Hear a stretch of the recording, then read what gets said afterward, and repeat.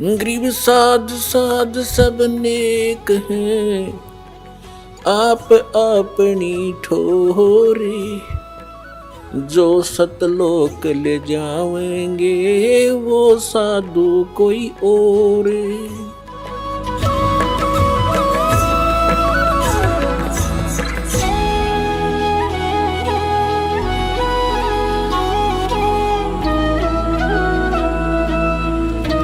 ಈಗ ಈ ಪರಮಾಕ್ಷರ ಬ್ರಹ್ಮನು ಉತ್ತಮ ಪುರುಷಗತು ಅನ್ಯ, ಇವನು ಪರಮಾಕ್ಷರ ಬ್ರಹ್ಮನು. ಈಗ ಇವನನ್ನು ಸಚ್ಚಿದಾನಂದ ಘನ ಬ್ರಹ್ಮನೆಂದು ಕರೆಯುತ್ತಾರೆ. 17ನೇ ಅಧ್ಯಾಯದ 23ನೇ ಶ್ಲೋಕದಲ್ಲಿ ಹೇಳಿದೇನೆಂದರೆ, ಓಂ ತತ್ ಸತ್ ಇತಿ ನಿರ್ದೇಶ ಬ್ರಹ್ಮಣ ತ್ರಿವಿಧ ಸ್ಮೃತ. ಆ ಪರಮಾಕ್ಷರ ಬ್ರಹ್ಮನನ್ನು ಪಡೆಯುವಂಥದ್ದು. ಆ ಉತ್ತಮ ಪುರುಷ ಯಾರು ಅನ್ಯನಾಗಿದ್ದಾನೆ ಕ್ಷರಪುರುಷ ಮತ್ತು ಅಕ್ಷರ ಪುರುಷನಿಗಿಂತ, ಕ್ಷರಬ್ರಹ್ಮ ಮತ್ತು ಅಕ್ಷರ ಬ್ರಹ್ಮನಿಗಿಂತ, ಅವನನ್ನು ಪಡೆಯುವ ಕೇವಲ ಓಂ ತತ್ ಸತ್ ಈ 3 ಮಂತ್ರದ ಜಪದ ಸೂಚನೆ ಇದೆ, ನಿರ್ದೇಶನ ಇದೆ. ನಿರ್ದೇಶನದ ಅರ್ಥವಾಗುತ್ತದೆ, ಡೈರೆಕ್ಷನ್ ಇದೆ ಎಂದು. ಇದು ಬೇರೇನಿಲ್ಲ. ಈಗ ಗೀತೆ ಅಧ್ಯಾಯ ಸಂಖ್ಯೆ 8ರ ಶ್ಲೋಕ ಸಂಖ್ಯೆ 1ರಲ್ಲಿ ನಾವು ಮತ್ತೆ ಬರುತ್ತೇವೆ. ಈಗ ಅರ್ಜುನನು ಕೇಳಿದ, ಅಂದರೆ ಏನು 7ನೇ ಅಧ್ಯಾಯದ 29ನೇ ಶ್ಲೋಕದಲ್ಲಿ ತಾವು ಯಾವ ತತ್ ಬ್ರಹ್ಮನ ಮಾಹಿತಿ ನೀಡಿದ್ದೀರಿ, ಅವನನ್ನು ತಿಳಿದ ಬಳಿಕ ಮತ್ತು ಎಲ್ಲಾ ಆಧ್ಯಾತ್ಮದಿಂದ ಪರಿಚಿತನಾದ ಬಳಿಕ ಮತ್ತು ಎಲ್ಲ ಕರ್ಮಗಳಿಂದ ಯಾರು ಪರಿಚಿತನಾಗುತ್ತಾನೆ ಅವನು ಈ ಪ್ರಪಂಚದ ಯಾವುದೇ ವಸ್ತುವನ್ನು ಬಯಸದೆ ಕೇವಲ ವೃದ್ಧಾಪ್ಯ ಮತ್ತು ಮರಣದಿಂದ ಬಿಡಿಸಿಕೊಳ್ಳುವ ಪ್ರಯತ್ನವನ್ನೇ ಮಾಡುತ್ತಾನೆ. ಹಾಗಾಗಿ 8ನೇ ಅಧ್ಯಾಯದ ಪ್ರಥಮ ಮಂತ್ರದಲ್ಲಿ ಕೇಳಿದ ಆ ತತ್ಬ್ರಹ್ಮ ಯಾರು, ಅವನನ್ನು ತಿಳಿದ ಬಳಿಕ ಇಲ್ಲಿಯ ವಸ್ತುವಿನ ಡಿಮ್ಯಾಂಡ್ ಆತ್ಮ ಮಾಡುವುದಿಲ್ಲ. ಇದರ ಉತ್ತರ 8ನೇ ಅಧ್ಯಾಯದ 3ನೇ ಶ್ಲೋಕದಲ್ಲಿ ನೀಡಿದೆ, ಎಂದರೆ ಅವನು ಪರಮಾಕ್ಷರ ಬ್ರಹ್ಮನು. ಶ್ರೀಮದ್ ಭಗವದ್ಗೀತೆ ಅಧ್ಯಾಯ ಸಂಖ್ಯೆ 15ರ ಶ್ಲೋಕ ಸಂಖ್ಯೆ 17ರಲ್ಲಿ ಅವನ ವಿಷಯದಲ್ಲಿ ಮಾಹಿತಿ ಇದೆ. ಈಗ ಮತ್ತೆ ನಾವು 8ನೇ ಅಧ್ಯಾಯವನ್ನು ತೆಗೆದುಕೊಳ್ಳುತ್ತೇವೆ. 8ನೇ ಅಧ್ಯಾಯದ 5 ಮತ್ತು 7ರಲ್ಲಿ ಗೀತೆ ಜ್ಞಾನದಾತ ಹೇಳುತ್ತಾನೆ, ನನ್ನ ಭಕ್ತಿಯನ್ನು ಮಾಡು ಮತ್ತು ನನ್ನಲ್ಲಿ ಭಾವವುಳ್ಳವನಾಗು, ನನ್ನಲ್ಲಿ ಭಾವಿತನಾಗಿರು. ಈಗ ನಾವು ಯಾರ ಮೇಲೆ ಆಸಕ್ತರಾಗುವೆವು ಅಂತ್ಯ ಸಮಯದ ತನಕ ಅವರಲ್ಲಿ ನಮ್ಮ ಭಾವನೆ ಇದ್ದಿರುವುದು, ಮತ್ತು ನಂತರ ಅಂತ್ಯ ಸಮಯದಲ್ಲಿ ಜहाँ आशा ता वासा होई, ಇದು ಸೂಕ್ಷ್ಮ ವೇದದ ವಾಣಿಯಾಗಿದೆ. जहाँ आशा ता वासा होई और मन कर्म वचन सुमरियो सोई. ಯಾವುದೇ ಇಷ್ಟದೇವನ ತಾವು ಉಪಾಸನೆ ಮಾಡುತ್ತೀರಿ ಅವನನ್ನು ಮನಸ್ಸು ಕರ್ಮ ವಚನದಿಂದ ಸ್ಮರಿಸುವುದು. ಆಗ ಆಸೆ ಎಲ್ಲಿ ಇರುವುದೋ, ಯಾರಲ್ಲಿ ಭಾವಿತರಾಗಿರುವಿರೋ ಅಂತ್ಯ ಸಮಯದ ತನಕ ಯಾರ ಮೇಲೆ ಆಸಕ್ತರಾಗಿರುವಿರೋ ಅವನನ್ನೇ ಪ್ರಾಪ್ತಿಸುವಿರಿ. जहाँ आशा ता वासा हुई. ಇದೇ ಗೀತೆಯ ಅಧ್ಯಾಯ ಸಂಖ್ಯೆ 8ರ ಶ್ಲೋಕ ಸಂಖ್ಯೆ 6ರ ಸಾರಾಂಶವಾಗಿದೆ. ಅದನ್ನು ತಮಗೆ ಈಗಲೇ ಹೇಳಿದೆ, ಅಂದರೆ जहाँ आशा ता वासा होई मन कर्म वचन सुमरियो सोई. ಈಗ 8ನೇ ಅಧ್ಯಾಯದ 7ನೇ ಶ್ಲೋಕದಲ್ಲಿ ಗೀತೆ ಜ್ಞಾನದಾತ ಹೇಳುತ್ತಾನೆ, ನೀನು ಯುದ್ಧವನ್ನು ಮಾಡು ಮತ್ತು ನನ್ನ ಸ್ಮರಣೆಯನ್ನು ಮಾಡು, ನನ್ನನ್ನೇ ಪ್ರಾಪ್ತಿಸುವೆ. ಖಂಡಿತ ತನ್ನ ಸ್ಮರಣೆಯ ಬಗ್ಗೆ ಇವನು ಹೇಳಿಬಿಟ್ಟ, ಅಂದರೆ ನನ್ನದಂತೂ ಓಂ ಒಂದಕ್ಷರವಿದೆ, ಬ್ರಹ್ಮನಾದ ನನ್ನದು. 8ನೇ ಅಧ್ಯಾಯದ 13ನೇ ಶ್ಲೋಕದಲ್ಲಿ ನಥಿಂಗ್ ಎಲ್ಸ್, ಮತ್ತು ನನ್ನ ಓಂ ನಾಮದ ಜಪ ಮಾಡಿ ಎಲ್ಲಿಗೆ ಹೋಗುವೆ, ಬ್ರಹ್ಮಲೋಕ ಪ್ರಾಪ್ತವಾಗುವುದು. ಇವನದು ಪರಮಗತಿ ಅದೇ ಆಗಿದೆ.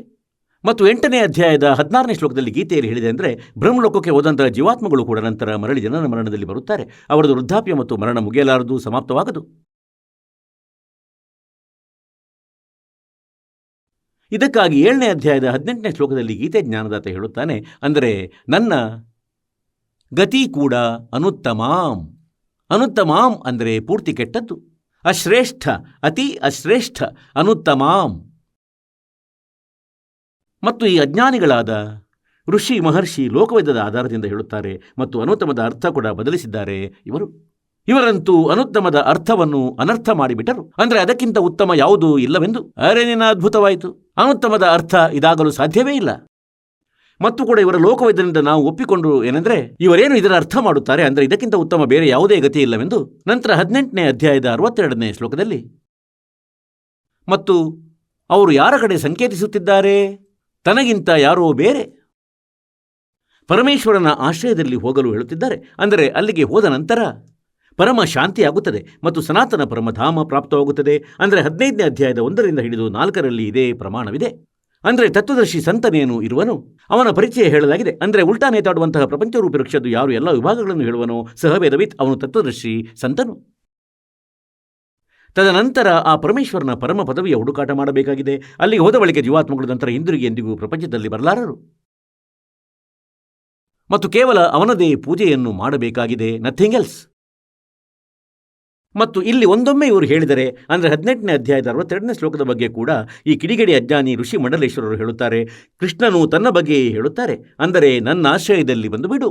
ಅರೇ ವಿಚಿತ್ರ ಮನುಷ್ಯರು, ಅವರಂತೂ ಹೋಗಲು ಹೇಳ್ತಾರೆ, ಇಲ್ಲ ತನ್ನದೇ ಆಶ್ರಯಕ್ಕೆ ಬರಲು ಹೇಳ್ತಿದ್ದಾರೆ, ಸುತ್ತಿ ಬಳಸಿ ಹೇಳ್ತಿದ್ದಾರೆ. ಹಾಗಾಗಿ ಇಲ್ಲಿ ಇವರ ಬುದ್ಧಿ ದುರ್ಬಲವಿದೆ, ಇವರ ಜ್ಞಾನ ಸರಿ ಇಲ್ಲ.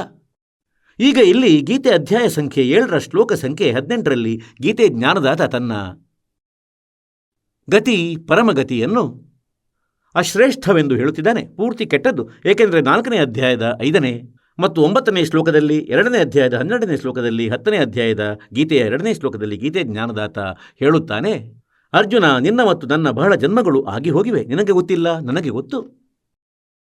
ಇದರಿಂದ ಸ್ಪಷ್ಟವಾಯಿತು, ಅಂದರೆ ಇದು ಪರಮಗತಿಯಲ್ಲ. ಜನ್ಮ ಮೃತ್ಯುವಿದ್ದರೆ ಈ ಕಷ್ಟದ ಮೇಲೆ ಕಷ್ಟವಿರುವುದು.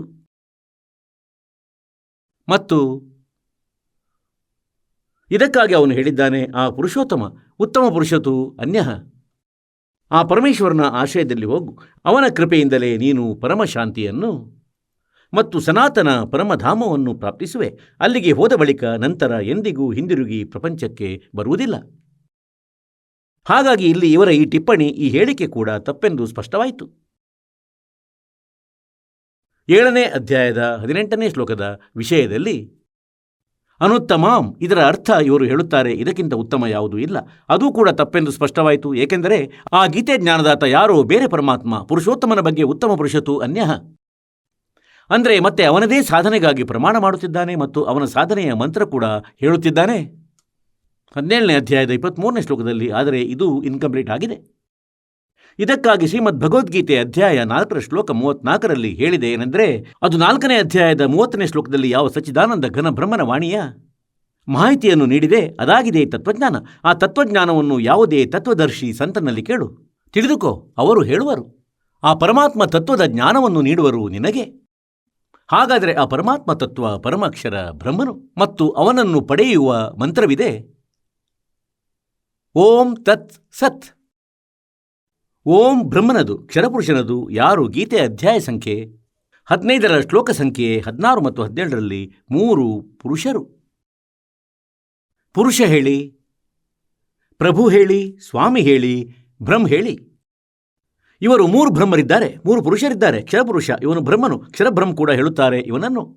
ಇವನು 21 ಬ್ರಹ್ಮಾಂಡಗಳ ಸ್ವಾಮಿ, ಬ್ರಹ್ಮ ವಿಷ್ಣು ಮಹೇಶರ ಪೂಜ್ಯ ತಂದೆ. ಮತ್ತು ಅಕ್ಷರ ಪುರುಷ ಇವನು 7 ಶಂಖ ಬ್ರಹ್ಮಾಂಡಗಳ ಸ್ವಾಮಿಯಾಗಿದ್ದಾನೆ, 7 ಶಂಖ ಬ್ರಹ್ಮಾಂಡಗಳ ಸ್ವಾಮಿಯಾಗಿದ್ದಾನೆ ಇವನು. ಇವನನ್ನು ಅಕ್ಷರ ಪುರುಷ ಹೇಳಿ, ಬೇಕಾದರೆ ಇವನನ್ನು ಅಕ್ಷರ ಬ್ರಹ್ಮ ಹೇಳಿ. ಮತ್ತು ಏನು 15ನೇ ಅಧ್ಯಾಯದ 17ನೇ ಶ್ಲೋಕದಲ್ಲಿ ಹೇಳಿದ ಉತ್ತಮ ಪುರುಷತು ಅನ್ಯಃ ಪರಮಾತ್ಮ ಇತಿ ಉದಾರತಃ, ಹೊಯ್ ಅವನಾಗಿದ್ದಾನೆ. ಪರಮಾಕ್ಷರ ಪುರುಷ ಹೇಳಿ, ಬೇಕಾದರೆ ಅವನನ್ನು ಪರಮಾಕ್ಷರ ಬ್ರಹ್ಮ ಹೇಳಿ. ಅವನಾಗಿದ್ದಾನೆ ವಾಸ್ತವದಲ್ಲಿ ಅವಿನಾಶಿ ಪರಮಾತ್ಮ. ಆ ಪರಮಾಕ್ಷರ ಬ್ರಹ್ಮನನ್ನು ಪಡೆಯಲು 8ನೇ ಅಧ್ಯಾಯದ 8, 9, 10ರಲ್ಲಿ ಸ್ಪಷ್ಟವಾಗಿ ಹೇಳಿದೇನೆಂದರೆ, ಅವನ ಭಕ್ತಿಯನ್ನು ಮಾಡಿದರೆ ಆ ಸಚ್ಚಿದಾನಂದ ಘನ ಬ್ರಹ್ಮನದು, ಅಂದರೆ ಆ ದಿವ್ಯ ಪರಮ ಪುರುಷನದು, ಆ ಪೂರ್ಣ ಪರಮಾತ್ಮನದು, ಪರಮ ಅಕ್ಷರ ಬ್ರಹ್ಮನದು. ಅವನು ಉತ್ತಮ ಪುರುಷತು ಅನ್ಯಃ, ಅವನು ಪರಮಾಕ್ಷರ ಬ್ರಹ್ಮನು. ಆ 8ನೇ ಅಧ್ಯಾಯದ 3ನೇ ಶ್ಲೋಕದಲ್ಲಿ ಅವನ ವಿಷಯದಲ್ಲಿ ಹೇಳಿದೆ, ಅವನ ಭಕ್ತಿಯನ್ನು ಮಾಡಿದರೆ ಅವನನ್ನು ಪ್ರಾಪ್ತಿಸುವನು. ಅವನನ್ನು ಪಡೆಯುವ ಮಂತ್ರ ಓಂ ತತ್ಸತ್. ಓಂ ಅಂತೂ ಇದು ಕ್ಷರಬ್ರಹ್ಮನದು, ಕ್ಷರಪುರುಷನದೆಂದು ತಿಳಿಯಿರಿ. 21 ಬ್ರಹ್ಮಾಂಡಗಳ ಸ್ವಾಮಿಯದು ಮತ್ತು ಅಕ್ಷರ ಪುರುಷನದು. ಈ ತತ್ ಇದು ಸಾಂಕೇತಿಕವಾಗಿದೆ. ಈ ಓಂ ಮತ್ತು ತತ್ ಸೇರಿ ಇದು 2 ಅಕ್ಷರಗಳ ಒಂದು ಸತ್ಯನಾಮವಾಗುತ್ತದೆ. ಮತ್ತು 3ನೇದೇನು ಸತ್ ಇದೆ. 17ನೇ ಅಧ್ಯಾಯದ 23ನೇ ಶ್ಲೋಕದಲ್ಲಿ ಆ ಪರಮಾಕ್ಷರ ಬ್ರಹ್ಮನ ಮಂತ್ರವಿದೆ. ಇದು ಗುಪ್ತವಾಗಿದೆ. ತತ್ ಮತ್ತು ಸತ್ ಇವು ಸಾಂಕೇತಿಕವಾಗಿವೆ, ಕೋಡ್ ವರ್ಡ್ ಆಗಿವೆ. ಈ ದಾಸನು ಹೇಳುವನು. ಮತ್ತು ಯಾರಿಗೆ ಈ 3 ಮಂತ್ರಗಳು ಪ್ರಾಪ್ತವಾಗಿವೆ ಅವರಿಗೆ ಈ ಜ್ಞಾನವನ್ನು ಏನು ದಾಸನು ಹೇಳುತ್ತಿದ್ದಾನೆ ಸುಲಭವಾಗಿ ತಿಳುವಳಿಕೆಗೆ ಬರುತ್ತದೆ. ಹಾಗಾದರೆ ಗೀತೆ ಅಧ್ಯಾಯ 8ರ ಶ್ಲೋಕ ಸಂಖ್ಯೆ 8, 9, 10ರಲ್ಲಿ ಹೇಳಿದೆನೆಂದರೆ, ಯಾರು ಆ ಪರಮಾತ್ಮ ಸಚ್ಚಿದಾನಂದ ಘನ ಬ್ರಹ್ಮನ ಭಕ್ತಿಯನ್ನು ಮಾಡುತ್ತಾ ಅಂತ್ಯ ಸಮಯದಲ್ಲಿ ಶರೀರ ತ್ಯಜಿಸಿ ಹೋಗುತ್ತಾರೆ ಮತ್ತು ತನ್ನ ಪ್ರಾಣ ಅಂದರೆ ಜೀವವನ್ನು, ಶ್ವಾಸವನ್ನು ಭ್ರಕುಟಿಯ ಮಧ್ಯದಲ್ಲಿ ಸ್ಥಿರಗೊಳಿಸುತ್ತಾರೆ. ತನ್ನಿಂದ ತಾನೇ ಆಗುತ್ತದೆ. ಈ ಭಕ್ತಿಯಿಂದ ತಂತಾನೇ ಆಗುವುದು ಎಲ್ಲ ಕ್ರಿಯೆಗಳು. ಇದು ಹೇಗೆಂದರೆ, ಇಂಜಿನ್ ಸ್ಟಾರ್ಟ್ ಮಾಡಿದ್ದಾಯ್ತು ಮತ್ತು ಗಾಡಿ ಓಕೆ ಆಗಿದ್ದರೆ ಆಗ ತಂತಾನೆ ಗೇರ್ ಹಾಕುತ್ತಲೇ ಗೇರ್ ಬೀಳುವುದು, ಬ್ರೇಕ್ ಇತ್ಯಾದಿ ಎಲ್ಲವೂ ಕೆಲಸ ಆಟೋಮ್ಯಾಟಿಕ್ ಮಾಡುವವು, ಆಗುವವು. ಅಂದರೆ ಅವುಗಳನ್ನು ಹ್ಯಾಂಡಲ್ ಮಾಡಿದಾಗ ಹಾಗೆ ಇದೇ ರೀತಿ ಈ ಪರಮಾತ್ಮನ ಸತ್ಯಭಕ್ತಿಯಿಂದ ಈ ಶರೀರರೂಪಿ ಗಾಡಿ ಸ್ಟಾರ್ಟ್ ಆಗುತ್ತದೆ, ಒಳಗಿನ ಎಲ್ಲ ಕ್ರಿಯೆಗಳ ಪ್ರಾರಂಭವಾಗುತ್ತವೆ. ಮತ್ತು ಹೇಳುತ್ತಾರೆ, ನಂತರ ಈ ಭಕ್ತಿಯ ಬಲದಿಂದ, ಯೋಗ ಬಲದಿಂದ, ಭಕ್ತಿ ಯೋಗ ಅಂದರೆ ಸಾಧನೆ, ಈ 3 ಮಂತ್ರಗಳ ಜಪದ ಭಕ್ತಿಯ ಶಕ್ತಿಯಿಂದ ಇವನು ತ್ರಿಕುಟಿ ಮೇಲೆ ಹೊರಟು ಹೋಗುತ್ತಾನೆ. ಈ ಜೀವಾತ್ಮ ತ್ರಿಕುಟಿ ಮೇಲೆ ಅಂದರೆ ಮೃತ್ಯುವಿನ ಸಮಯದಲ್ಲಿ ಯಾವಾಗ ಶರೀರ ಬಿಡುವುದು ಅದರ ನಂತರದ ಮಾತು ಇದು. ಅಂತ್ಯ ಸಮಯದಲ್ಲಿ ಆಗ ಅಲ್ಲಿ ಹೋದ ಮೇಲೆ ಈ 3 ಮಂತ್ರಗಳದ್ದು ಅಲ್ಲಿ ಲೆಕ್ಕಾಚಾರ ಆಗುವುದು. ಇದರ ವಿಷಯದಲ್ಲಿ ಗೀತೆ ಅಧ್ಯಾಯ 18 ಶ್ಲೋಕ 66ರಲ್ಲಿ ಹೇಳಿದ್ದಾನೆ ಈ ಗೀತೆಯ ಜ್ಞಾನದಾತನು. ಅಂದರೆ ಸರ್ವಧರ್ಮಾನ್ ಪರಿತ್ಯಜ್ಯ ಮಾಂ ಏಕಂ ಶರಣಂ ವ್ರಜ್, ಅಹಂ ತ್ವಾ ಸರ್ವಪಾಪೇಭ್ಯ ಮೋಕ್ಷಯಿಷ್ಯಾಮಿ ಮಾ ಶುಚಃ. ಈಗ ಪುಣ್ಯಾತ್ಮರೇ, ಈ ಕಿಡಿಗೇಡಿಗಳು, ಅಜ್ಞಾನಿಗಳು, ತತ್ವಜ್ಞಾನಹೀನ ವ್ಯಕ್ತಿಗಳು, ಇವರಿಗೆ ಕೇವಲ ಸಂಸ್ಕೃತವಂತೂ ಬರುತ್ತಿತ್ತು, ತತ್ವಜ್ಞಾನದ ಪರಿಚಯವಿರಲಿಲ್ಲ. ಅವರು ಇಲ್ಲಿಯೂ ಅನರ್ಥವನ್ನೇ ಮಾಡಿದ್ದಾರೆ. 18ನೇ ಅಧ್ಯಾಯದ 66ನೇ ಶ್ಲೋಕದಲ್ಲಿ ವ್ರಜ್ ಶಬ್ದದ ಅರ್ಥ ಮಾಡಿದ್ದಾರೆ. ನನ್ನ ಶರಣದಲ್ಲಿ ಬಾ. ವ್ರಜ್ ಅಂದರೆ ಹೋಗುವುದೆಂದರ್ಥ, ಬರುವುದು ಎಂದು ಆಗದು. ಸರ್ವಧರ್ಮಾನ್ ಪರಿತ್ಯಜ್ಯ ಮಾಂ, ಈ ಗೀತೆ ಜ್ಞಾನದಾತ ಹೇಳುತ್ತಿದ್ದಾನೆ, ಈ ಬ್ರಹ್ಮ ಹೇಳುತ್ತಿದ್ದಾನೆ, ಈ ಕ್ಷರಬ್ರಹ್ಮ ಹೇಳುತ್ತಿದ್ದಾನೆ. ಇವನದು ಓಂ ನಾಮವಿದೆ. ಇವನು ಹೇಳುತ್ತಿದ್ದಾನೆ ಏನೆಂದರೆ, ನನ್ನ ಮಟ್ಟದ ಎಷ್ಟೇ ಧಾರ್ಮಿಕ ಅಂದರೆ ಆಧ್ಯಾತ್ಮಿಕ ಪೂಜೆಗಳಿವೆ, ಸರ್ವಧರ್ಮಾನ್ ಪರಿತ್ಯಜ್ಯ ಮಾಂ, ನನ್ನ ಮಟ್ಟದ ಎಲ್ಲ ಪೂಜೆಗಳನ್ನು ಪರಿತ್ಯಜ್ಯ ಅಂದರೆ ಬಿಟ್ಟುಬಿಡು, ಮಾಂ ಅಂದರೆ ನನ್ನಲ್ಲಿ, ನನ್ನಲ್ಲಿ ನನ್ನ ಸ್ತರದ ಎಷ್ಟು ಪೂಜೆಗಳಿವೆ ಅವೆಲ್ಲವನ್ನು ತ್ಯಜಿಸಿಬಿಡು. ಏಕಂ ಶರಣಂ ವ್ರಜ್, ಓಹ್, ಏಕಂ ಅದ್ವಿತೀಯ ಪರಮಾತ್ಮ, ಅವನ ಸಮಾನ ಬೇರೆ ಯಾರಿಲ್ಲ. ಸರ್ವ ಶಕ್ತಿವಂತ ಆ ಪರಮ ಅಕ್ಷರ ಬ್ರಹ್ಮನ ಶರಣದಲ್ಲಿ ವ್ರಜ್ ಅಂದರೆ ಹೋಗು. ಅಹಂ ತ್ವಾ ಸರ್ವಪಾಪೇಭ್ಯ ಮೋಕ್ಷಯಿಷ್ಯಾಮಿ ಮಾ ಶುಚಃ, ಅಹಂ ತ್ವಾ ಸರ್ವಪಾಪೇಭ್ಯ ಮೋಕ್ಷಯಿಷ್ಯಾಮಿ ಮಾ ಶುಚಃ ಅಂದರೆ ನಂತರ ನಾನು ನಿನ್ನನ್ನು ಎಲ್ಲ ಪಾಪಗಳಿಂದ ಮುಕ್ತಗೊಳಿಸುವೆನು. ನೀನು ಚಿಂತಿಸಬೇಡ. ಪುಣ್ಯಾತ್ಮರೇ,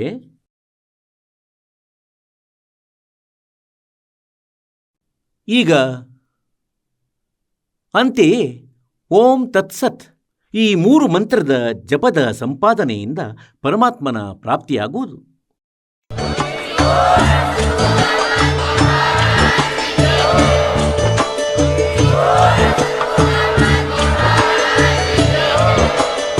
ನೀವು ಕೇಳಿದ್ದೀರಿ ಜಗದ್ಗುರು ತತ್ವದರ್ಶಿ ಸಂತ ರಾಮ್ಪಾಲ್ ಮಹಾರಾಜರ ಮಂಗಳ ಪ್ರವಚನ.